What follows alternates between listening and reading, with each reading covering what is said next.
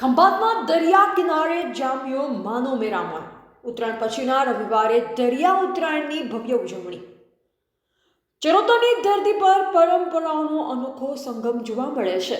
ત્યારે ખંભાતના ઉત્તરાયણ પછીના પ્રથમ રવિવારે ઉજવાતી દરિયા ઉત્તરાયણ આ વર્ષે પણ ભારે ઉત્સાહ સાથે સંપન્ન થઈ. વર્ષો જૂની આ પરંપરા મુજબ ખંભાતના દરિયા કિનારે જાણે આખું શહેર ઉમટી પડી હોય તેવા દ્રશ્ય સર્જા હતા. ઉત્તરાયણ કરતાં પણ વધુ માહોલ. સામાન્ય રીતે 14મી જાન્યુઆરીએ આખા દેશમાં પતંગોત્સવ મનાવવામાં આવે છે, પરંતુ ખંભાતવાસીઓ માટે અસલી પર્વ તો ઉત્તરાયણ પછીનો રવિવાર છે. સ્થાનિકોના મતે આ દિવસે અહીં મુખ્ય ઉત્તરાયણ કરતાં પણ વધુ ભીડ અને માહોલ જોવા મળે છે.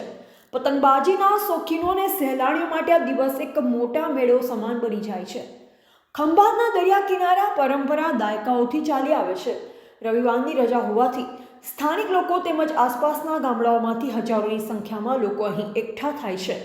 સવારથી જ દરિયા કિનારાના માર્ગ ઉપર લોકોની લાંબી કતારો જોવા મળી હતી.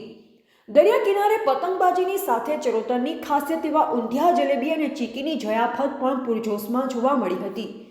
દરિયાના પવન સાથે આકાશ રંગબેરંગી પતંગોથી છવાઈ ગયું, જે નયનરમ્ય દ્રશ્ય ખડું કરતું હતું. અમારે મન તો આ દરિયા ઉત્તરાયણ જ સાચી ઉત્તરાયણ છે.